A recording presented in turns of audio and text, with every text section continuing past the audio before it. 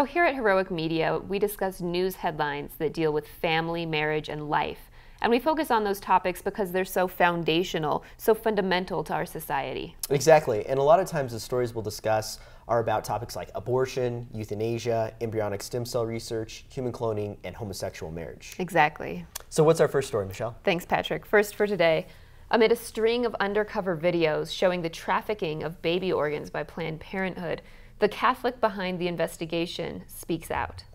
Well, it's an interesting story. I'm glad that somebody was able to kind of take the time and all the detail that David went through, right? Because it was like 3 years. They got very close personal relationships with people within Planned Parenthood, and that really ultimately is going to help the pro-life cause and the pro-life movement. So right, yeah. So the story here is really fascinating too. So it's this Catholic man, David Daleiden, and while he was in college at this research job, he heard people referencing how they would use the cells of aborted babies for research, right. And that just kind of stuck with him. And several years later, he ended up founding this organization to go undercover, and he actually created this fictitious biotechnology company so they could go in and pretend, say, yeah, we want to purchase all of these organs from you, which biotech companies were actually doing. Right. And so they were able to go undercover, as you mentioned, for 3 years and get video of all of them meeting with all these Planned Parenthood officials. And some of the video, they've started to release it as a series, but yes. It's really graphic, really gruesome. You have these Planned Parenthood officials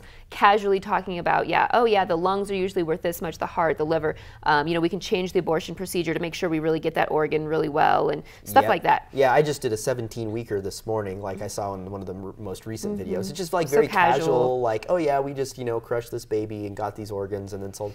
It's just it was disturbing, but I'm really glad for this video and for the time that he took to really go undercover and get this, just developing those relationships. Like I said, I can't imagine how long that's just like a very painstaking process, but. This will be great. There's already been 3 congressional investigations, 2 state investigations, and this, I think, brings you shouldn't be surprised, as Archbishop Chaput said. He's like, this should surprise nobody, but it really starts to bring to light and hopefully to mainstream media a little bit like the horrific nature of what Planned Parenthood is doing.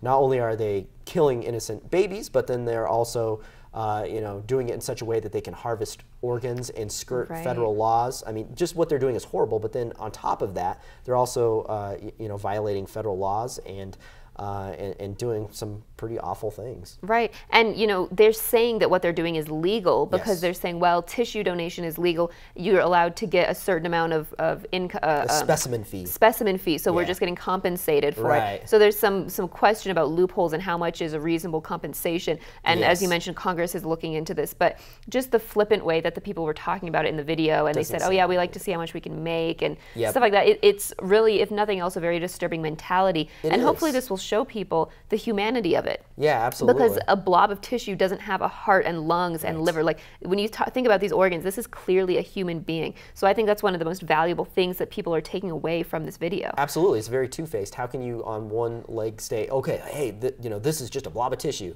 and then all this, a second later you say, oh, hey, how would you like to buy this human baby heart? It's just it doesn't make sense. It's a paradox, right? It doesn't jive. And so I think that really these undercover videos, the language that they use, the casual nature, it's like something they do every day, right? And that's what David Daleiden said, was that over and over and over again he saw these companies, they would go there in the morning and they would, before they went there. They would go and they would say, okay, we need, these baby parts. And then they would go to Planned Parenthood, show up, and then buy those parts and then do things. It's something that they have a whole system down. They've been doing it for a long time. So that's why he made this fake company and said, hey, I'm going to show other people that this is what's going on. Right, and I think it's important to remember when we're looking at the outrage over this, this is an organization, Planned Parenthood, that gets $500 million in taxpayer funding every year. That's $1.5 million per day of taxpayer money that's going towards this organization. So there should be outrage over this. Absolutely. And there has been. I've seen at least 4 days where this has been trending on Facebook and Twitter, where people are talking about this. They're upset about this. Absolutely, and it's horrible what they're doing. And I think the crass nature that they have is what really shocked me, especially. Like, you could tell they were just so used to it, so into it, and were only about profit, which is really what Planned Parenthood is all about, right? It seems like they're all about profit, and they make all their money off of abortions. So we shouldn't.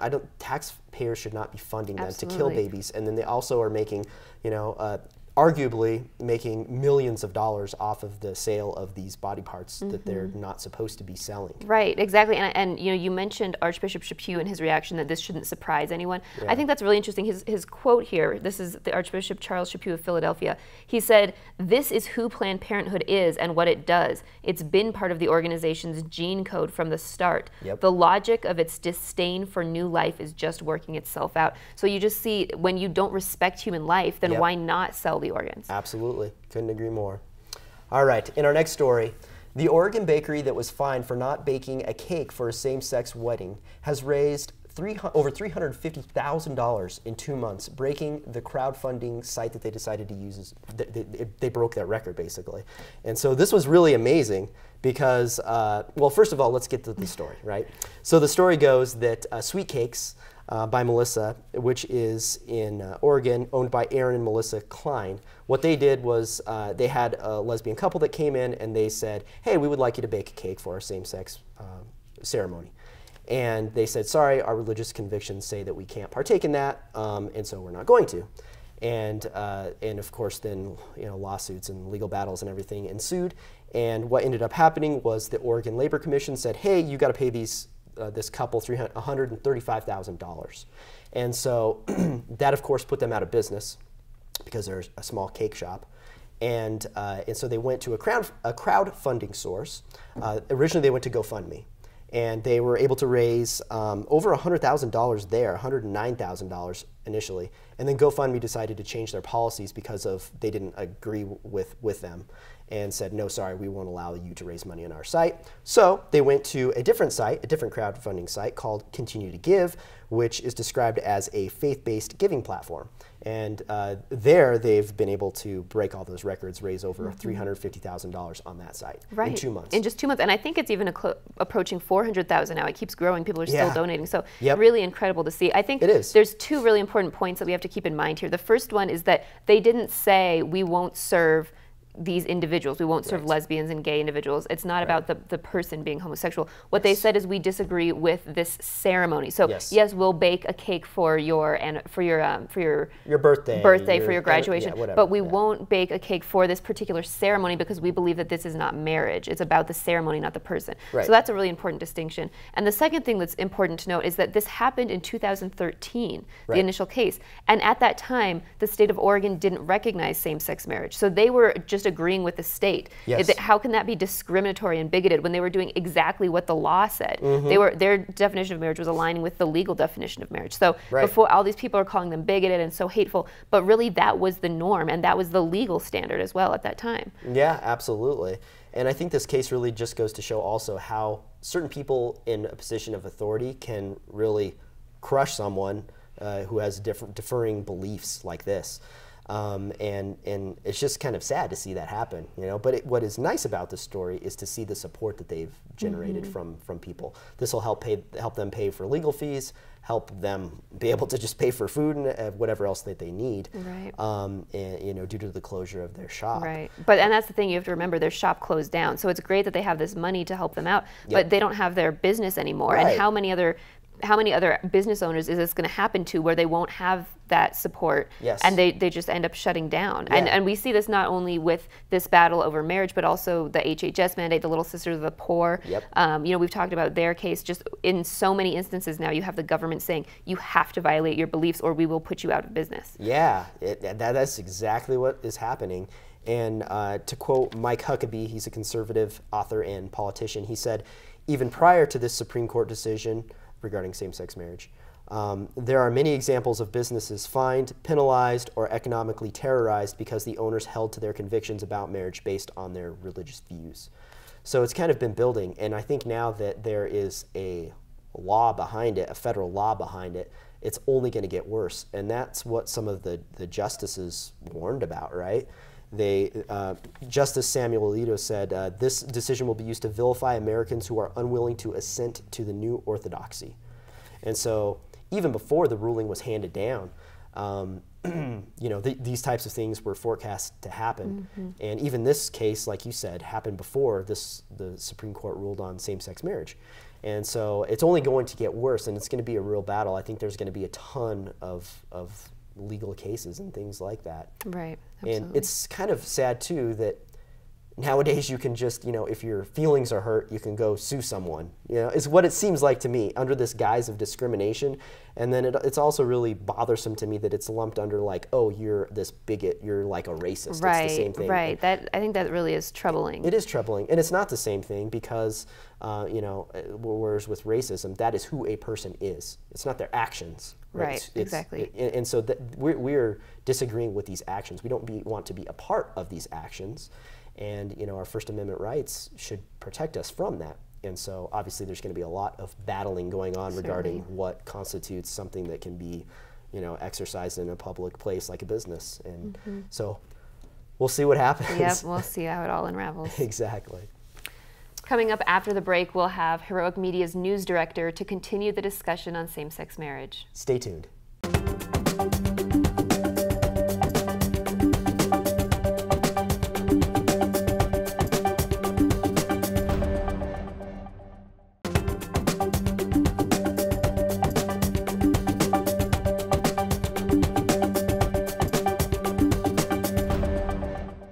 Hello and welcome back to Heroic Media. In case you're just joining us, I'm Patrick Cordova. And I'm Michelle Bauman.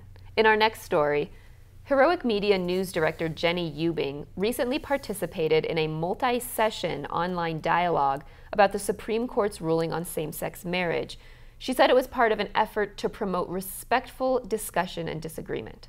Whew, in my experience, online discussions can be really tough. Right? Yeah, you read some of the comment boxes, sometimes those are anything but civil. Yeah, the internet has given people a level of anonymity, and that they take that to their full advantage and say whatever the heck they want, no matter how rude. Absolutely, and when we come to a discussion about marriage, that tends to be quite heated and emotional on both sides, so you're just asking for some really, really heated, intense debates. So let's take a look at Jenny, talk about her experience, and see what she has to say. Jenny, thanks so much for being here. Yeah, it's great to be here, Michelle. So tell us a little bit about this discussion that you had. You've had a lot of discussions about marriage throughout your life, but this one was a little bit different in the structure of it. Why was it different? So it was different. We were trying to illustrate that in the wake of the Supreme Court ruling, it was possible and even likely to be able to have a civil, respectful back and forth with somebody of an opposing viewpoint using social media as a means of communication. So it was me and a recent post-grad student who graduated from a pretty well-known Jesuit university. So we agreed with a moderator to just enter into this email dialogue, and we went back and forth about 5 times, just kind of laying out like some of our personal and, you know, moral and religious beliefs on the issue, and then inviting the other one to respond. So interesting. Yeah, it was interesting. I think because we left a little bit of hang time, because it was email, not like a live chat or, you know, a conversation where you're just bam, bam, bam. It left a little time for a reflection, and I think probably helped keep things cool and kind of even. And so agreeing up front to have a very civil tone, a very respectful tone, not attack each other personally, did that make a difference in how the discussion went? I think it did. I think it made a difference in terms of what each of us felt free to share, because there wasn't that reticence that, oh, I'm going to be called a bigot, or, you know, oh, this is going to be super emotional. So it was helpful to lay those ground rules and say, listen, like, we're both coming at this from an adult perspective. We're both going to agree to be respectful of, like, the persons involved. Remember that when we are discussing an issue like gay marriage, we're talking about people and their lives, and it's not like an abstract. So, can you just sum up for us? This is hard because I know it was a back and forth. Can you just sum up for us your opponent's argument on this issue? So, I will try. The most frustrating part of the process for me was that maybe because I was less emotionally involved in the argument, because I don't have a ton of friends who are living active homosexual lifestyles and who were very excited about the ruling. I certainly have people in my family, and I do know people who struggle with same-sex attraction, but she was writing from San Francisco and had marched in the Pride Parade the day after the ruling, so she had a, you know, vastly different reaction. And her argument was basically based on emotion. It was based on, she kept citing like individual couples that she knew who would at last be able to make their love official. And she was the one actually who chose to bring God and religion into the conversation. So that did color the first few exchanges that we had. But they were her statements about God were very personal and very, I don't know how to say, subjective, I guess.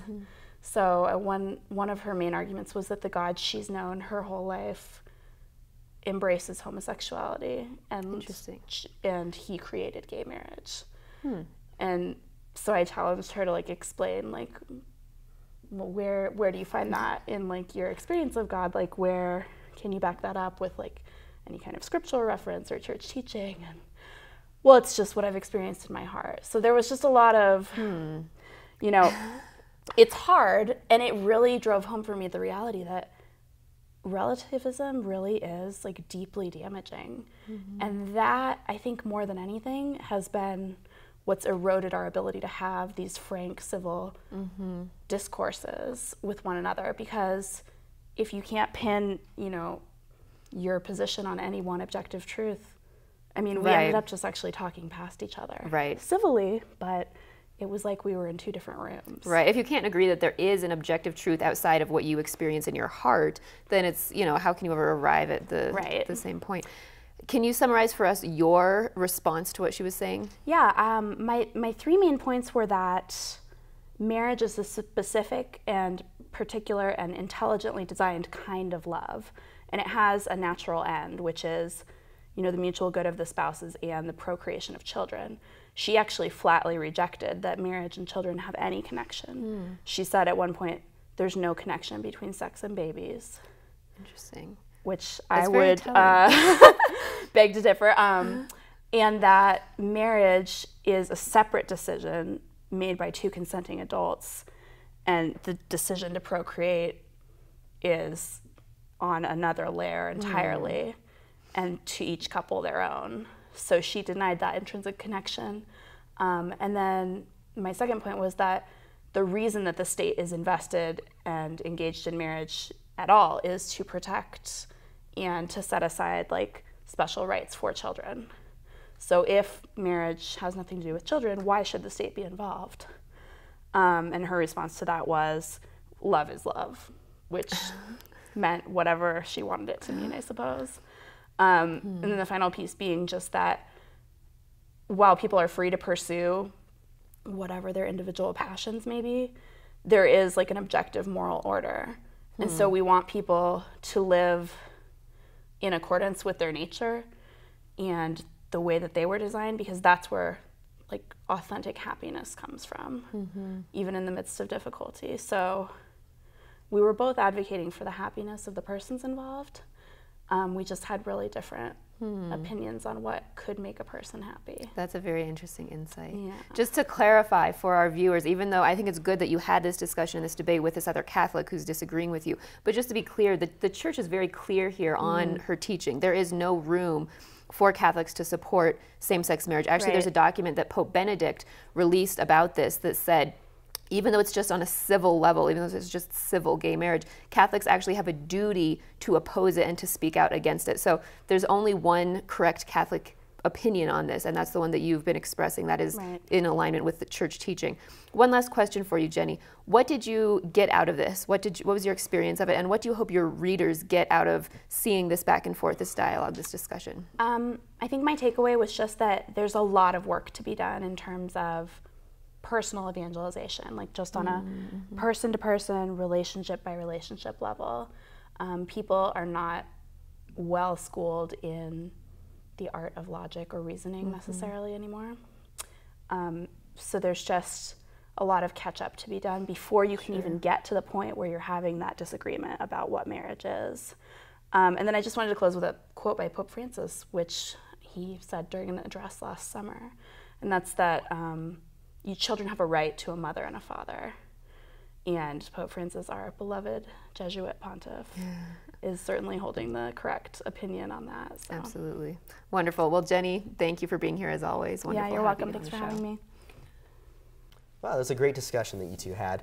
I think the biggest point to get out of this, and like we alluded to when we first were talking about this, is that it's really important to be respectful to the other people, especially it doesn't matter where you're at, but online of course as well, because you can't have a dialogue about things if you just shut people down and say, oh, right away, oh, you're a bigot, oh, you have different beliefs than me, and that goes both sides. Right. And so I think that's one of the biggest things that we have to get out of this is making that, allowing that open communication to be there so that a dialogue can take place. I think that's key. Yep.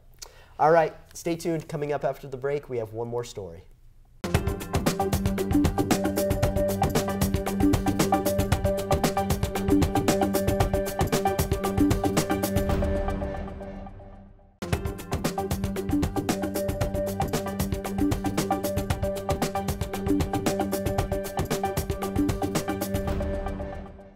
Welcome back to Heroic Media. In our final story, a man with same-sex attraction in the UK has fathered 10 children from 9 different women over the past 13 months after advertising his services on Facebook. The stories are just crazy. I know. When I first read the headline, I was like, huh? How did that happen? And so I guess this guy, he's 26 years old. His name is Kinsey Kilpatrick, and he's in the UK. And he created a Facebook page that basically advertised drama-free UK sperm donor. And so apparently 9 different women, 10 kids, 9 different women took him up on the offer. And I mean, it just sounds so romantic, right?